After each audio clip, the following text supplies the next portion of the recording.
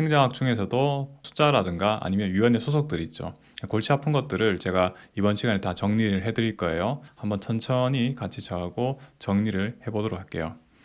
자, 첫 번째 내용은 행정규제 기본법이에요. 행정규제 기본법은 규제에 관련해서 원칙적으로 5년이죠. 5년을 초과할 수 없다. 그리고 이 행정규제 기본법에는 규제개혁위원회라는 위원회가 있었죠. 위원회 소속은 대통령 소속이고요. 그리고 위원장은 2명이죠.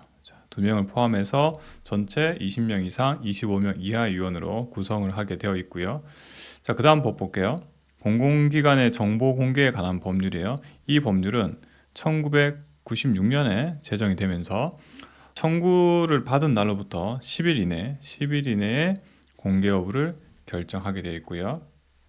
그리고 뭐 뒤에 문제는 아니지만 10일의 범위에서 연장이 가능하도록 되어 있어요.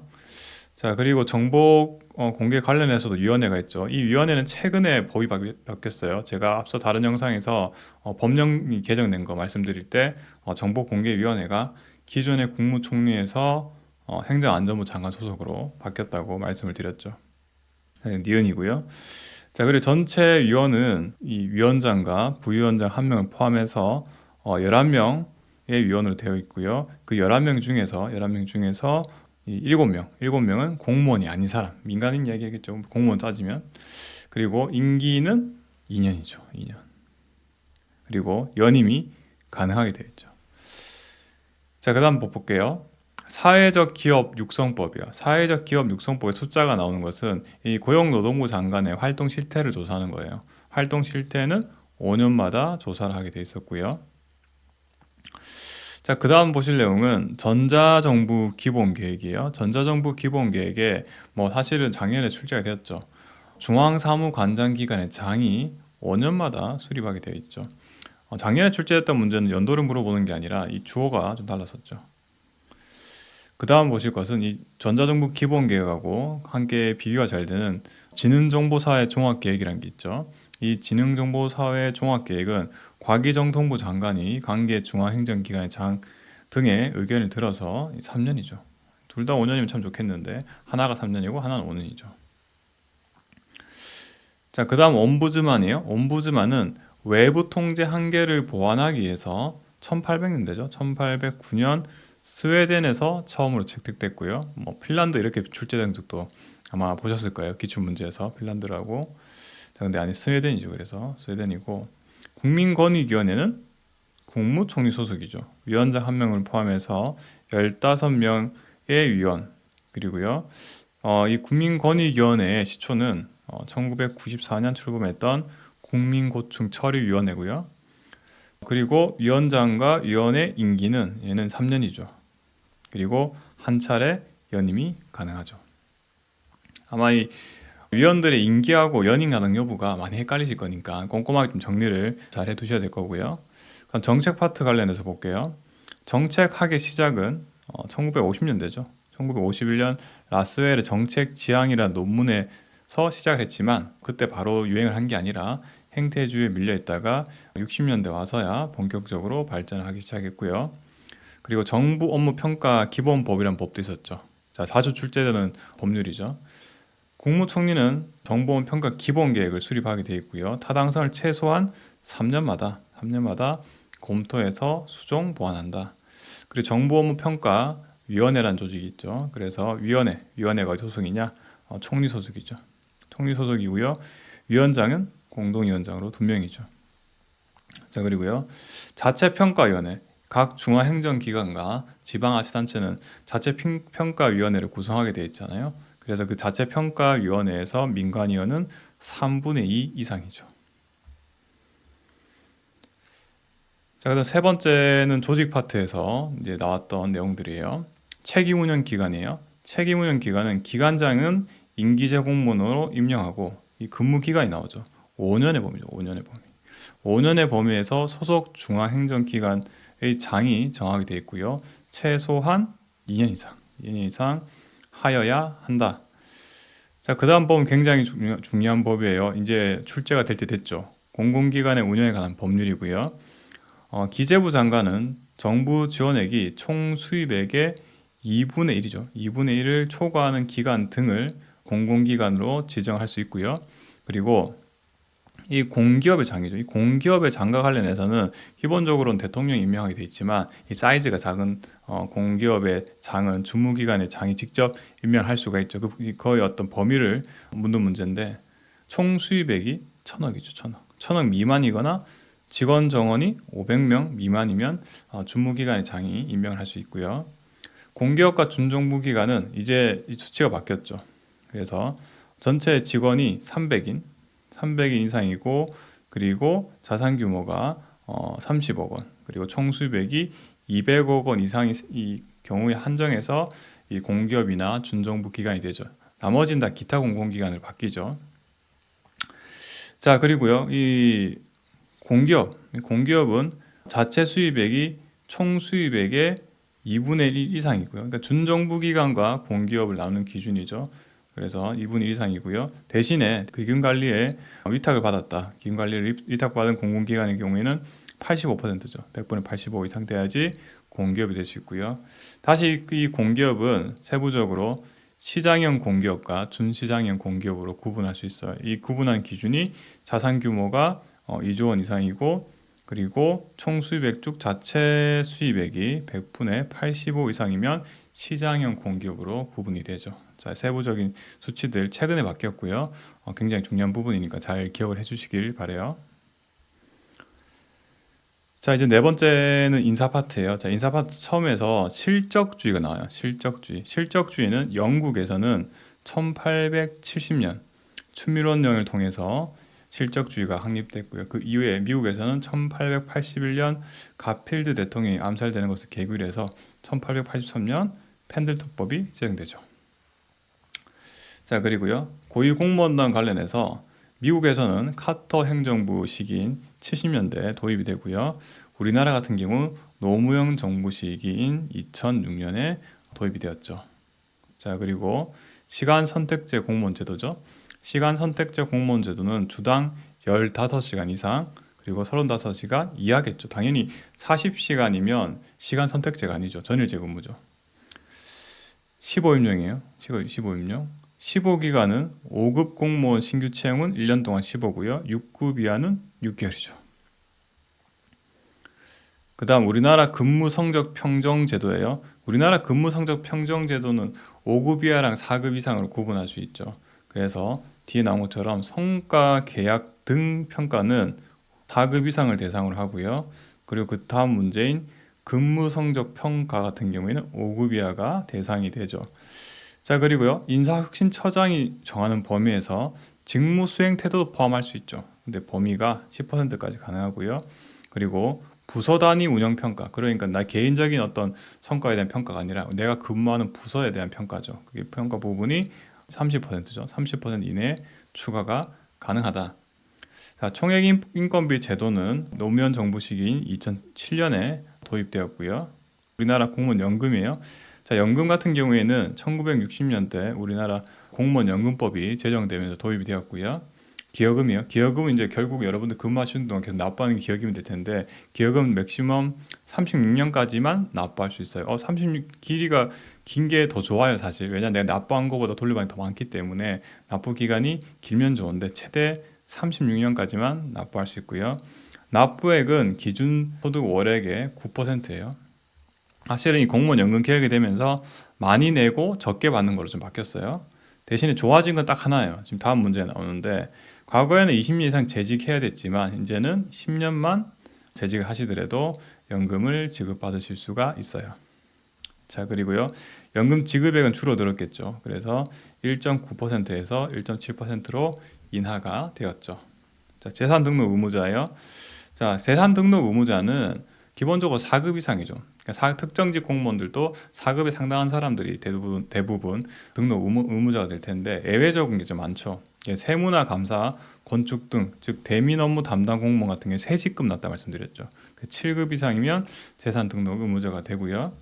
그리고 퇴직한 사람도 재산 등록을 하긴 해야 되는데 퇴직이 언제냐? 퇴직일로부터 2개월이 되는 날이 속하는 달의 말일까지 그해 1월 1일부터 퇴직일까지의 재산 변동 사항을 신고해야 된다. 그러니까 예를 들어서 내가 3월 15일이 퇴직했다. 그러면은 퇴직일로부터 2개월이 되는 달이니까 5월 15일이죠. 그 달 5월의 말인 거죠. 5월 말까지죠.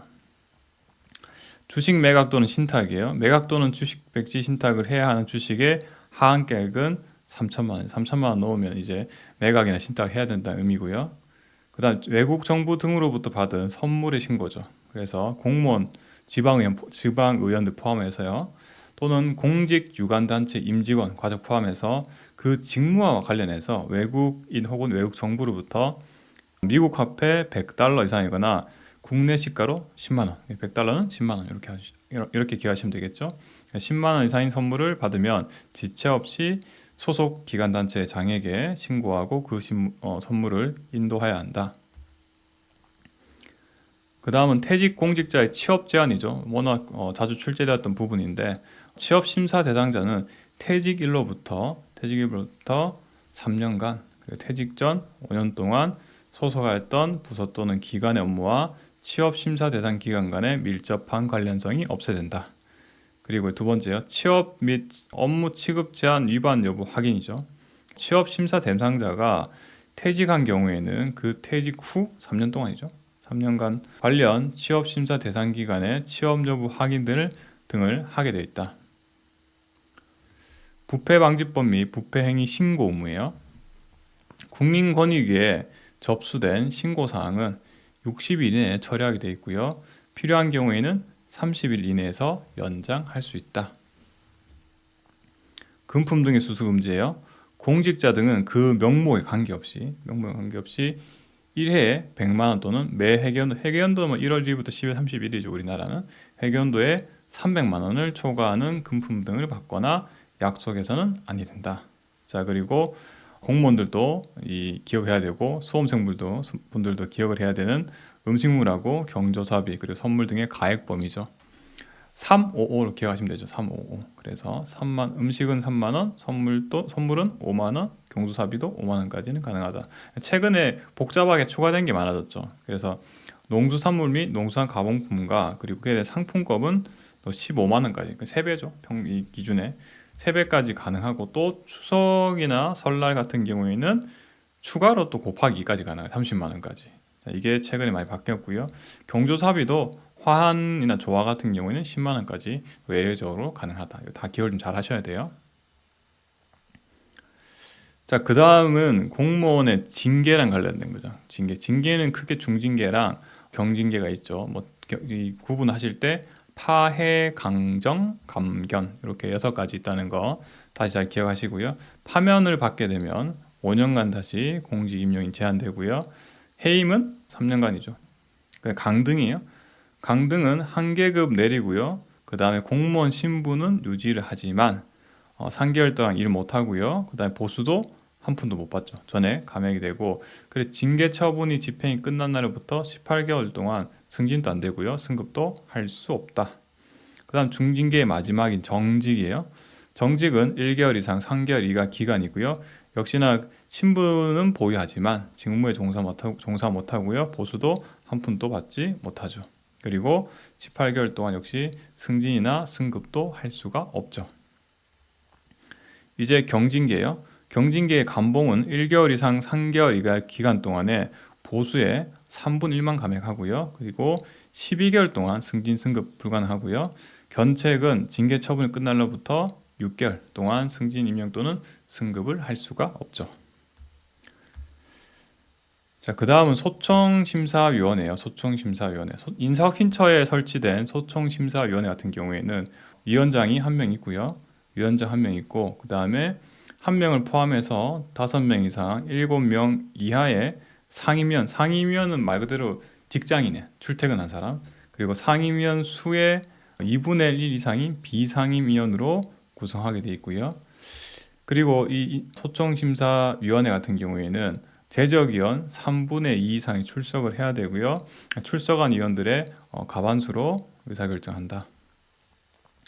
그리고 이 소청심사위원회에서 소청심사 청구를 접수한 날로부터 60일 이내에 결정해야 되고 30일 범위에서 연장이 가능하다. 그리고 상임위원회 임기는 3년이 가능하고요. 3년이고요. 한 번만 연임을 할 수 있어요. 자, 승진 후보자 명부예요. 승진 후보자 명부는 여러분들과 직접적인 관련이 있어요. 이제 입직을 하시고 승진을 하실 상황이 되면은 후보자 명부에 들어가야 되는데, 임용권자는 근무 성적 평가, 그러니까 아마 내가 얼마 성과를 잘 냈는지에 대한 평가 점수를 90%까지 반영하고요. 경력 편정, 경력 평정은 이거예요. 내가 해당 계급에서 얼마나 오랫동안 근무를 했냐, 이게 경력 평정이거든요. 경력 평정은 10%가 기준이죠. 그 퍼센트가 근무 성적 평가가 이제 퍼센트가 5%까지 더 가산이 가능하고, 경력은 이제 더 줄일 수 있게 이 단서가 좀 달려 있죠. 자, 그다음 일반직 공무원의 승진 최저 연수예요. 최근에 바뀌었죠, 얘도. 그래서 9급, 8급, 7급, 6급, 그러니까 최소 6급까지 승진할 때는 그전 계급에서 1년만 근무를 하면 돼요. 1년만. 근데 과거 그 말은 뭐냐면 1년도 근무를 안 한 상황에서는 다음 계급으로 승진을 할 수는 없어요. 그래서 9급에서 8급 갈 때도 1년 이상 근무하셔야 되고, 8급에서도 1년 이상 근무해야 7급 되고, 7급에서도 최소한 1년 이상 근무해야 6급이 되죠. 6급에서 5급 갈 때는 6급에 최소한 2년 이상 근무하게 되어 있고요. 5급에서 4급, 4급에서 3급은 각 3년씩 기간이 필요하죠. 그래서 제가 최근에 인사혁신처 보도자료 말씀을 드리면서 9급에서 이 3급까지 11년 만에 승진 가능하단 말이 이 승진 최저 연수가 좀 줄어들었다는 의미예요. 자, 그다음 고충 처리 제도인데, 이 고충 처리 제도는 사실은 출제를 그렇게 많이 하는 부분이 아니에요. 그리고 국가공무원법에 나오는 게 아니라 이 대통령령에 나오는 내용이라서 참고만 좀 했었으면 좋겠어요. 어쨌든 이 고충 처리 위원회라는 위원회가 여러분들 한 번 정도 보셨을 테니까, 청구서를 접수하면요 30일이죠. 60일이 아니라 30일 이내에 고충 심사에 대한 결정을 해야 되고, 30일 범위에서 연기가 가능하다. 그리고 이 중앙고충심사위원회랑 보통고충심사위원회가 있죠. 그래서 중앙고충심사위원회는 5급 이상 대상으로, 그리고 보통고충심사위원회는 6급 이하 공무원을 대상으로 하고 있죠. 자, 그래서 중앙고충심사위원회 볼게요. 의사결정 어떻게 하냐, 의결 어떻게 하냐. 3분의 이상의 출석이 필요하고요. 출석형 과반수 합의에 따른다라고 되어 있고요. 보통고충심사위원회 볼게요. 6급 이하죠. 민간위원이 3분 이상 포함이 된다. 그리고 출석, 몇 명 이상 출석이냐? 5명 이상 출석을 해야 되고요. 출석형 과반수의 합의로 결정을 하게 되어 있고요. 그리고 임기는 2년으로 하고 한 번만 연임을 할 수 있어요. 잘 나오는 위원회는 아니지만 참고만 좀 하시고요. 그 다음 탄력 근무제 부분은 공무원 시험에도 많이 나오고, 제가 최근에 하고 있는 행정사 시험에도 많이 나오는 부분인데, 사실 공무원들 실제 어떤 근무랑 관련된 내용이죠. 그래서 시차 출퇴근형은 하루에 1일 동안 8시간 근무는 그대로 유지하는 거예요. 그러니까 9시부터 6시까지 근무를 하는 거죠, 기본적으로. 그러면은 점심시간 1시간 빼고 8시간 근무, 주 40시간 근무가 되겠죠. 자, 그렇게 유지하는 건데, 시차 출퇴근은 말 그대로 출퇴근 시간만 조정하는 거예요. 그러니까 예를 들어서 8시 출근해서 5시 퇴근한다든가, 이게 이제 시차 출퇴근형이죠. 그러니까 5일은 그대로 근무해야 되는 거고요. 하루에 8시간 또 그대로 근무하는 거예요. 그 다음 근무시간 선택형은 시차 출퇴근형보다는 좀 더 그 범위가 넓은 거예요. 그래서 8시간에 구애도 안 받아요. 그래서 시간 자체를 4시간부터 12시간까지 조정을 할 수 있고, 대신에 주 5일은 근무해야 돼요. 예를 들어서 아까 제가 말씀드린 것처럼 주에 40시간을 근무해야 된단 말이에요. 그러면 하루에 월, 화, 수목은 9시간씩 근무하고 36시간이죠. 그러면 그 남은 4시간을 금요일날 근무해버리면 이제 예를 들어서 40시간이 되는 거죠. 이렇게 조정하는 게 근무시간 선택형. 그리고 집약 근무형은 더 적극적으로 조정하는 거죠. 그래서 8시간 구애 안 받고요. 그리고 주 5일 근무조차도 이 구애를 안 받아요. 그러니까 주에 3.5일에서 4일만 근무하면 된다. 그래서 예를 들어서 40시간만 채우면 되는 거예요. 40시간만.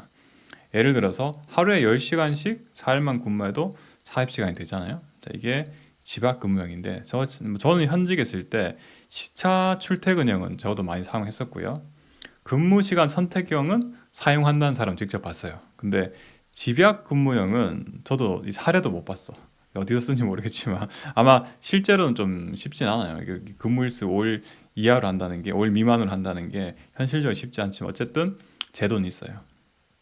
그리고 재량 근무형이라는 게 있죠. 출퇴근 의무 관계없이 프로젝트 하나만 수행하면 40시간 인정하는 거죠. 자, 이렇게 인사를 정리했고요.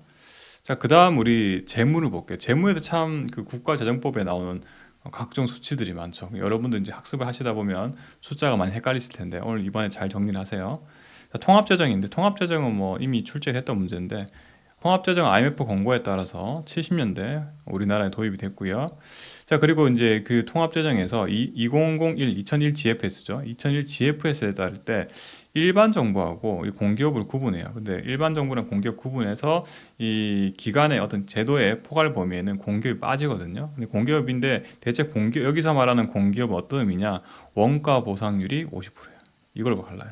그래서 원가 보상률이 50% 여부인지 갖고 50% 초과하면 공기업이고 50% 이하면 일반 정부다. 그래서 공기업은 제외된다. 그 다음은 예산의 편성이에요. 예산 편성은 이제 다 홀수죠. 홀수달이죠. 그래서 1월 31일까지 중기사업계획 제출이고요. 3월 31일까지 이 기획재정부에서 각 중앙관서의 장에게 예산안 편성 지침을 통보하면 각 중앙관서의 장이 2달 있다가 5월 31일까지 예산 요구서를 제출을 하게 되어 있죠. 그 다음 편성 단계 지나면 그 다음 해에 대해서는 예산을 집행하겠죠. 예산 배정 요구서는 분기별이죠. 이 반기별이 아마 과거에 틀린 문제로 나온 적이 있죠. 분기별로 예산 배정 요구서를 부분에서 작성을 하게 돼 있다. 그래서 사실은 예산을 배정받기 위해서는 일단 배정 요구서를 제출해야겠죠. 예산 집행 지침을 통보하게 돼 있어요. 기재부 장관이 1월 말까지 통보하게 돼 있고요. 결산이에요. 그다음 결산은 중앙관서 결산 보고서가 다음 연도 이제 홀수가 아니라 짝수달이 나오죠. 2월 말까지 각 중앙관서에서 기재부 장관한테 2월 말까지 결산 보고 제출하고요.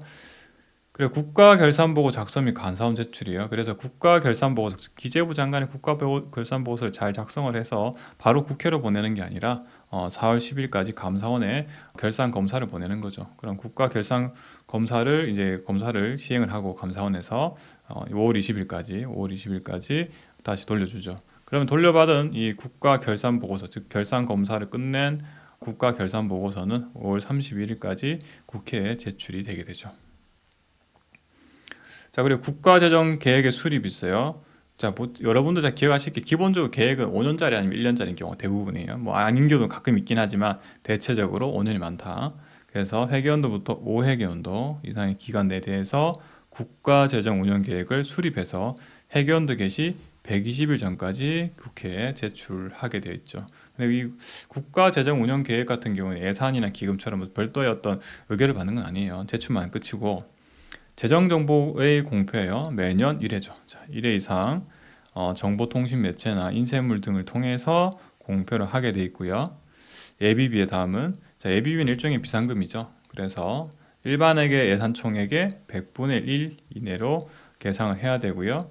그리고 각 중앙관서의 장이 예비비 사용한 명세서를 다음 연도 2월 말까지 기재부 장관한테 제출한다. 그러면 이 기재부 장관은 총괄 명세서 전체 우리 정부의 전체 예비 사용한 총괄 명세서를 국회에 다음 연도 5월 31일까지 제출한다. 뭐 자주 나오는 수치는 아니죠. 예비비는 계속비예요. 계속비는 한 회계연도 동안에 지출 못할 때 사용하는 게 계속비란 말이에요. 그래서 계속비 연한은 기본적으로 5년 이내고요. 예외적으로 10년이 된다.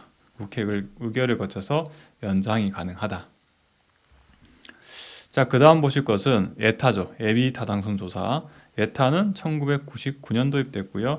99년 도입됐고 전체 총 사업비, 전체 사업비가 500억, 그리고 이 전체 사업비 중에 국가의 재정 규모가 300억 이상인 신규 사업에 대해서 예비 타당성 조사를 실시하게 돼 있죠. 물론 기재부 장관이요. 예산안 의결기간 및 제출하고 의결기간이죠. 중앙정부 같은 경우에는 회계연도 개시 120일 전까지, 그리고 국회에서 30일 전까지 의결하게 되어 있고요. 지방자치단체 중에서도 광역지방자치단체 시도죠, 그죠? 광역지자체 같은 경우에는 회계연도 개시 50일 전까지 지방의회에 제출하면 이 지방의회에서는 15일 전까지 의결한다. 그 기초지자체죠. 이제 시군구죠. 시군구에서는 40일 전까지 제출하면 기초의회에서 10일 전까지 의결을 하게 되어 있고요. 자, 그 다음은 총사업비 관리제도죠. 총사업비 관리제도는 예타보다 먼저 도입된 제도예요. 그래서 1994년에 도입됐고요. 그리고 이 총사업비 관리 대상은 2년 이상이죠. 2년 이상 소요되는 사업 중에서 500억 이상이고 국가 재정 규모가 300억 이상인 사업. 하지만 단서가 또 달려있죠. 건축 사업이나 연구개발 사업은 200억 이상이면 총사업비 관리 대상이죠. 가해산이에요. 가해산. 가해산은 1개월 동안이고요.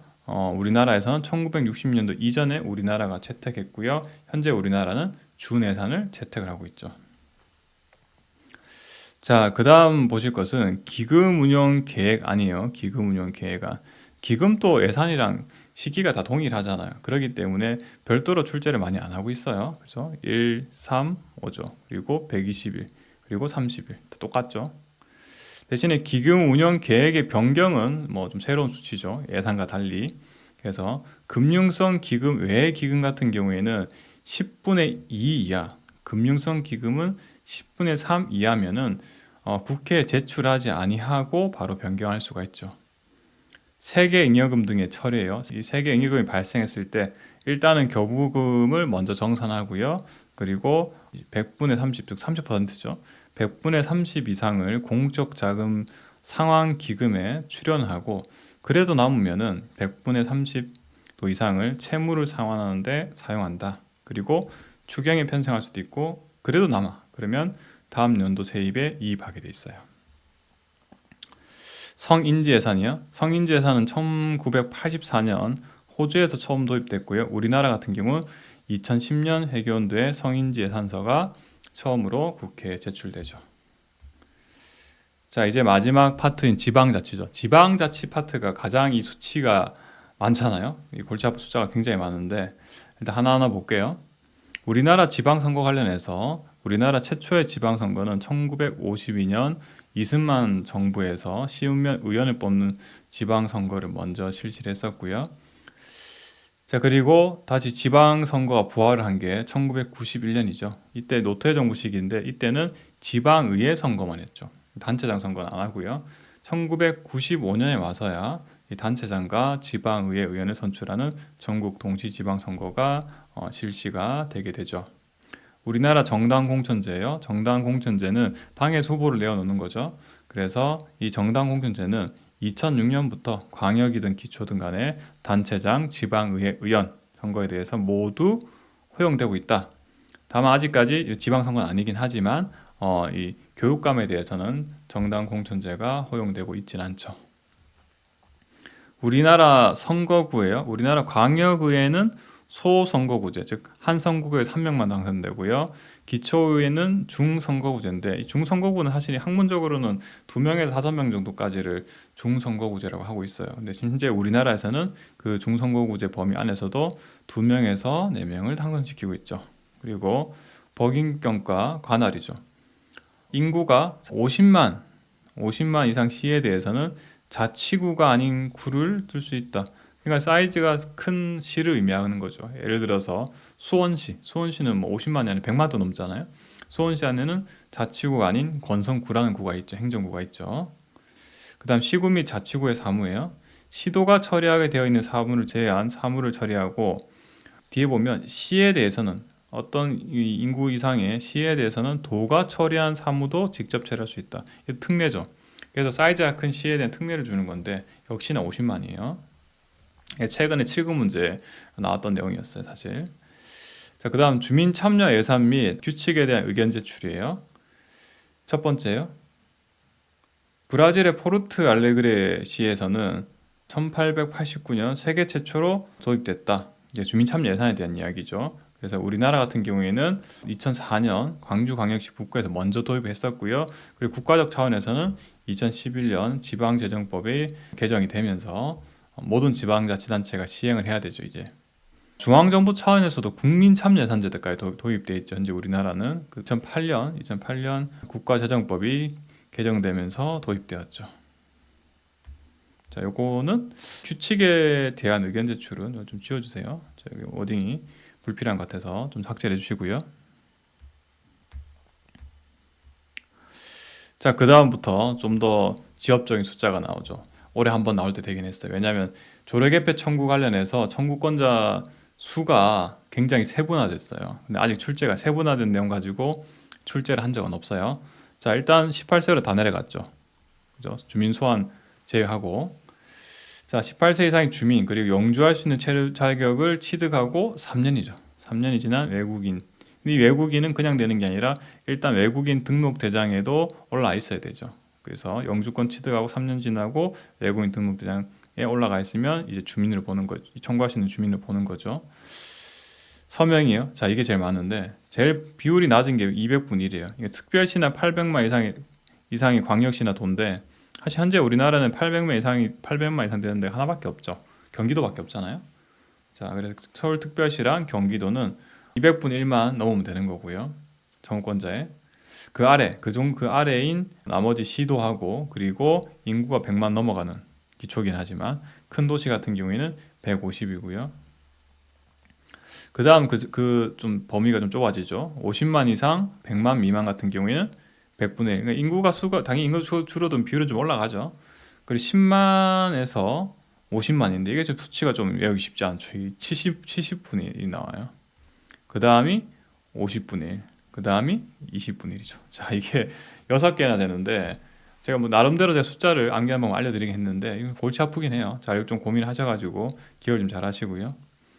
지방의회는 주민 청구 조례안이 수리된 날로부터 1년 이내에 의결해야 된다. 청구가 들어오면은. 그 다음 주민의 감사 청구죠. 주민의 감사 청구도 역시나 최근에 뭐 바뀌었죠. 뭐 바뀐 지 몇 년 된 게 아니에요. 청구 요건이 좀 완화됐어요. 그래서 시도는 300명, 그다음 50만 이상 대도시 같은 경우에는 200명, 그리고 그 밖에 시구 및 자치구회 같은 경우에는 150명만, 150명 이내에서 이렇게 이 조례로 정하는 그 범위가 넘어가면은 감사를 청구할 수 있게 바뀌었고요. 감사는 언제까지 해야 되냐? 60일이에요. 60일 이내에 감사 청구 사항에 대해서 감사를 끝내죠. 아니, 감사는 상위 기관에다가 청구를 하게 돼 있죠. 그 다음에 주민투표예요. 주민투표 관련해서 18세 이상의 주민하고 똑같죠. 그런데 여기 좀 다른 게 다른 이 주민 직접 참여 제도랑 다른 게 뭐 외국인 뭐 영주권 취득 플러스 등록 대상이 아니라 그냥 영주권 취득한 사람들 중에서 외국인 중에서 조례로 정하면은 다 되는 거예요. 별도로 이제 그 지자체마다 조례로 정하는 기준이 있겠죠. 자, 그래 조례로 정한 사람이 되고요. 동일한 사항에 대해서 주민투표가 실시된 후 2년 경과 안 하면은 또 못해요. 자, 그리고 실시 요건 볼게요. 이것도 사실 이미 출제가 된 내용이긴 해요. 청구권자 수 총수의 20분의 1 이상 그리고 5분의 1 이하의 범위에서 지방자치단체 조례를 정하는 수 이상의 서명으로 이 범위에서 이제 조례를 정한다는 거죠. 지방자치단체 장에게 주민투표 실시를 청구할 수 있다. 그리고 이 청구해서 일단은 주민투표를 하기로 했어요. 그러면 이게 주민투표가 되려면은 4분의 1 이상 투표를 해야지만이 과거에는 3분의 1이었죠. 비율도 3분의 1이었고요. 만약 3분의 1에 못 미치면은 개표조차 안 했지만 이제 바뀌었어요. 이제 바뀌어서 4분의 1로 좀 완화됐고 그리고 개표하지 않는다라는 표현도 삭제가 됐죠. 그리고 이 최근에 이 강원특별자치도, 그 전북특별자치도 생기면서 특별법에서는 이제 이 20분의 1이 아니라 30분의 1이죠. 30분의 1. 기억나시나요? 제가 최근에 이 법령 개정 설명드릴 때 말씀드렸던 내용인데 이 강원특별자치도나 그다음 전북특별자치도는 30분의 1 이상이었죠. 자, 그리고요. 주민소환제요. 주민소환제는 유일하게 주민 직접 참여제에서 나이가 안 바뀌었어요. 빨리 바뀌어야지 이 수험 공부하신 분들이 빨리 정리가 될 텐데 아직 제가 지금 강의 촬영하고 있는 시점으로는 안 바뀌었어요. 안타깝게도. 그래서 19세다. 자, 이 소환 투표의 청구인데 청구도 최근에 구급 문제 나왔어요. 그래서 광역단체장 같은 경우에는 제일 비율이 낮겠죠. 제일 비율이 낮는데 이게 10%예요. 100분의 10 이상이고요. 자, 그리고요. 기초자치단체장 같은 경우에는 100분의 15. 자, 그리고요. 세 번째요. 시도의원과 시군구 기초든 광역이든 간에 지방의회 의원 같은 경우에는 100분의 20 이상을 이 서명을 받아서 청구를 할 수가 있죠. 그러니까 왜냐하면 사실은 선거구를 생각해 보면은 단체장보다는 지방의 의원이 절대적인 수치는 작아요. 그래서 비율이 좀 올라간 편이고요. 자, 그리고 청구 제한 기간이 있어요. 다 1년이었죠. 앞뒤로 1년, 한 번 한 것으로부터 1년. 그래서 다 1년이죠. 1년. 관할 선관위원회에서 다루게 돼 있고요. 선거관리위원회는 7일 이내에 주민소환 투표율과 주민소환 투표안을 공고해서 발의를 하게 돼 있고요. 발의하게 돼 있고요. 이 주민소환은 주민소환 투표권자 총수의 무려 3분의 1 이상의 투표를 해야 돼요. 만약 안 하면 없던 일 돼버리고요. 그 3분의 1 못 미쳤을 때 개표도 안 하게 돼 있어요. 되게 이제 아직 안 바뀐 부분이고요. 그다음 규칙의 제정과 개정 폐지 의견 제출인데 이것도 최근에 들어오면서 이미 이제 국가직 시험에 출제는 되었죠. 이런 식으로 냈죠. 가장 최근에 도입된 제도에서. 그래서 지방자치단체 장한테 이러한 규칙 관련해서 의견을 제출할 수 있죠. 그러면 30일 이내에 검토 결과를 주민에게 통보를 하게 되고요. 조례예요, 조례.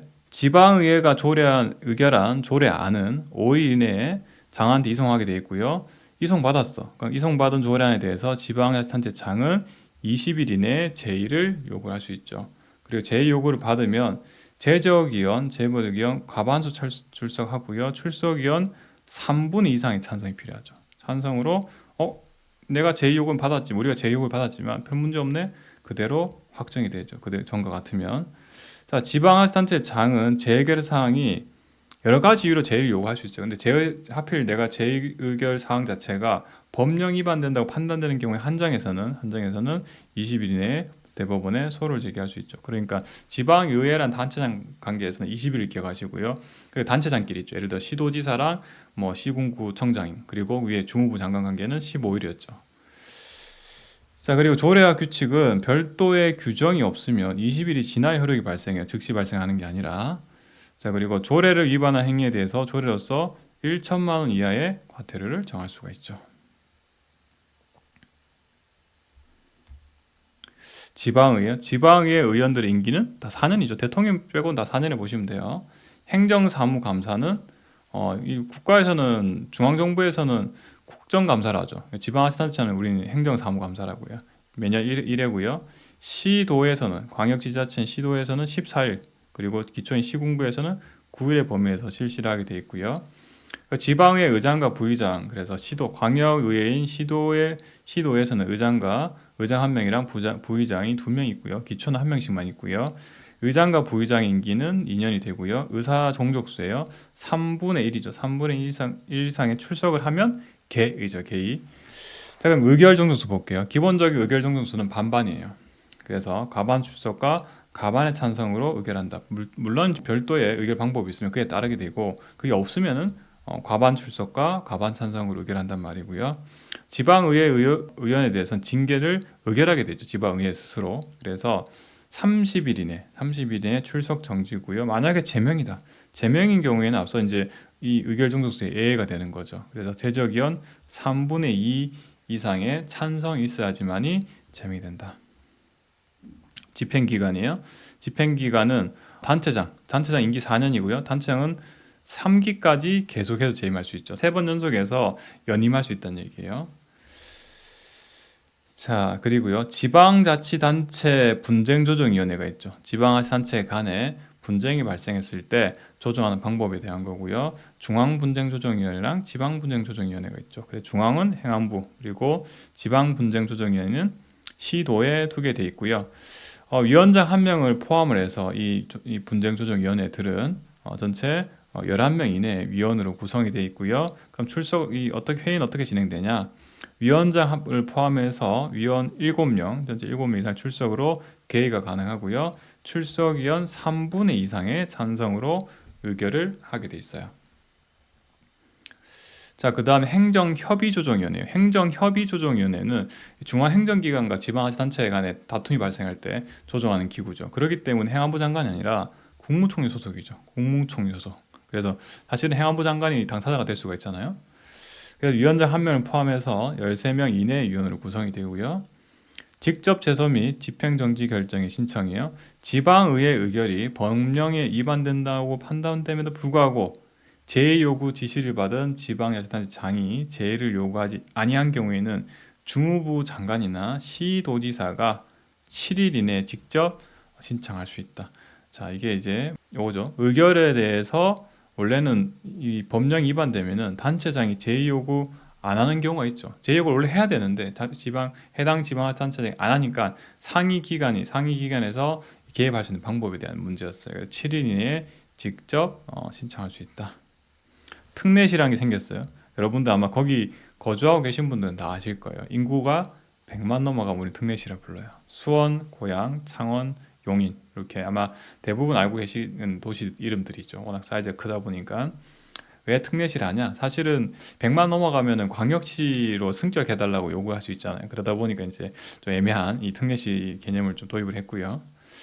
지방교부세요. 지방교부세는 보통세와 특별교부세 재원 같은 경우에는 내국세 총액의 19.24%죠. 사실은 여기 엄밀히 따지면 여기 이제 정산액이 좀 포함이 돼 있어야 되는데 요거는 보통 이 출제하신 분들이 별로 감안을 안 하고 출제하더라고요. 어쨌든 내국세 총액의 19.24%, 19.24% 제가 29.24가 아니라 19.24%, 19.24%에서 거기서 97%를 보통교부세, 그리고 나머지 3%를 특별교부세로 이제 구분해서 교부하게 돼 있죠. 보통세가 아니라 여기 보통교부세. 이렇게 정리하시면 되고요. 소방안전교부세 재원 같은 경우에는 담배 부과는 개별 소비세의 45%가 재원이 되고요. 자, 그리고 결산 부분이에요. 결산 부분. 지방자치단체는 뭐 감사원 개념이 없잖아요. 그래서 결산은 지방자치단체장은 출납 폐쇄 후 80일 이내에 결산서와 증명서를 작성해서 지방의회가 선임한 검사위원회 검사 의견서를 첨부해서 승인을 받게 되어 있고요. 자, 이제 자치경찰이에요. 제주특별자치도에서 자치경찰제를 시범적으로 도입을 했어요. 그래서 제주특별법에 의해서 제주특별자치도가 출범한 2006년도에 함께 출범했고요. 이제 현재 시도별로는 자치경찰위원회가 설치가 되어 있죠. 이건 얼마 안 됐죠. 그래서 2021년부터 설치 운영하고 있고요. 이 자치경찰위원회는 전체 7명이고요. 위원장 1명, 그리고 위원장과 1명의 위원은 상임위원들, 출퇴근하는 사람들이요. 나머지 5명은 비상임위원들. 비상임위원들은 평소에는 자기 생업에 종사하시다가 딱 어떤 회의가 열릴 때만 참석하는 사람들이에요. 7명을 잘 모아야 돼요. 7명 어떻게 구성이 되냐? 시도의회에서 2명 추천하고요. 국가경찰위원회라는 데가 있어요. 여기서 1명 추천, 그리고 시도교육감에서도 1명 추천, 그리고 시도특별자치위원회, 이 위원회를 추천하는 위원회가 있어요. 되게 독특하죠. 이 2명이고요. 그리고 시도지사가 1명 지명하죠. 그럼 전체 7명이 되고요. 시도자치경찰위원회 위원장과 위원회 임기죠. 임기는 3년이고 연임을 할 수 없죠. 자, 이런 게 되게 어렵죠. 몇 년이고 연임 여부. 자, 이제 마지막 문제요. 시도교육감에 대해서는 정당 공천은 배제된다고 아까 말씀드렸고, 직선으로 선출하기 시작한 것은 2007년부터 시행을 하고 있어요. 자, 그래서 제가 행정학에 나오는 주요 숫자들 정리해서 말씀을 드렸고요. 이 내용 자체는 여러분들 대부분은 알고 있는 내용일 거예요. 제가 영상 보시고 내가 좀 헷갈렸던 부분 위주로만 다시 한번 따로 암기를 하시면 잘 정리가 되실 거예요.